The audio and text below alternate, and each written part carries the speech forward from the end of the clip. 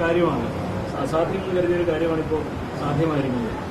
ഇതിൽ വലിയൊരു പങ്ക് വയ്ക്കാനും നേതൃത്വം കൊടുക്കാൻ കഴിഞ്ഞുണ്ടോ? എങ്ങനെയാണ് ഈ ഒരു കാര്യത്തെ കാണുന്നത്? എനിക്ക് ആദ്യം പറയാനുള്ള എല്ലാവരോടും നന്ദി മാത്രമാണ് പറയാനുള്ളത്. ഞാനിത് ഒരാഴ്ച മുമ്പാണ് ഇതിൻ്റെ യാത്ര തുടങ്ങുന്നത്, ബോച്ച യാചക യാത്ര. ഞാൻ ഇത് തുടങ്ങുമ്പോൾ 2,40,00,000 ഇവർ ഈ ഫണ്ടിലുണ്ടായിരുന്നത്. അതിനുശേഷം പല സംഘടനകളും മനുഷ്യസ്നേഹികളൊക്കെ ഇതിന് പ്രവർത്തിച്ചു. ബോച്ച ഫാൻസ് ചാരിറ്റബിൾ ട്രസ്റ്റ് എല്ലാ ജില്ലയിലും പ്രവർത്തിച്ചു. എല്ലാവരുടെയും ഫലമായിട്ട് പെട്ടെന്ന് ഈ 34 കോടി രൂപയിലേക്ക് എത്തിച്ചേരാൻ സാധിച്ചു. അത് ആദ്യത്തിൽ കുറച്ച് ടെൻഷനൊക്കെ ഉണ്ടായിരുന്നെങ്കിലും അത് മലയാളികൾ അത് ഏറ്റെടുക്കും, കട്ടയ്ക്ക് നിൽക്കും എന്നുള്ളൊരു വിശ്വാസം ഉണ്ടായിരുന്നു.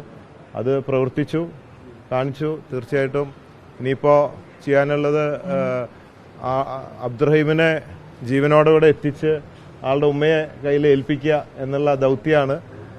എന്നിട്ട് ഉമ്മയുടെ അടുത്ത് പോകാമെന്ന് ചോദിച്ചു. ഇപ്പോൾ ആദ്യം പലരും അവിടെ പോകണമെന്നൊക്കെ പറഞ്ഞെങ്കിലും ഞാൻ പോയി കണ്ണുനീര് കണ്ടിട്ട് കാര്യമില്ലല്ലോ.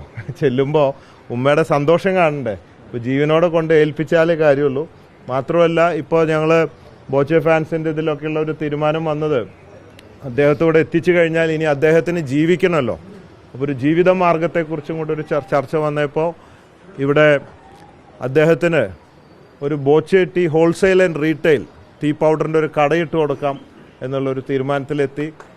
അതിന് ഫണ്ട് കണ്ടെത്താൻ already Boche tea lucky draw ticket challenge already declare ചെയ്ത് വെച്ചിരുന്നു 2 ദിവസം മുമ്പ്. അതിപ്പോൾ ഇനി മാറ്റണ്ടെന്ന് വിചാരിച്ചു. അതിൽ വരുന്ന ഫണ്ട് അബ്ദുറഹീമിന് ഷോർട്ട് വരികയാണ്. ഇപ്പോൾ 1 കോടി ഞാൻ കൊടുത്തതിന് പുറമെ അതിൻ്റെ ചെക്ക് കൊടുക്കുന്നുണ്ട്. അതിന് പുറമെ എന്തെങ്കിലും കുറവ് വന്നാൽ അതിൽ നിന്ന് എടുക്കാമെന്നുള്ള തീരുമാനമായിരുന്നു. അപ്പോൾ അത് ക്യാൻസൽ ചെയ്യുന്നില്ല, ഇതങ്ങനെ തന്നെ വെക്കുകയും അതിൽ വരുന്ന ഫണ്ട് ഇദ്ദേഹത്തിന് കടയിട്ട് കൊടുക്കാനുള്ളൊരു തീരുമാനത്തിലാണ് ഉള്ളത്. അതുകൊണ്ട് ബോച്ചേറ്റിയിൽ അതിൻ്റേതായ കാര്യങ്ങൾ നടക്കുമെന്ന് വിചാരിക്കുന്നു. അത് ഞങ്ങൾ ഈ മാസം അവസാനമാണ് ലോഞ്ച് ചെയ്യാൻ വെച്ചിരുന്നത് ബോച്ചേറ്റി.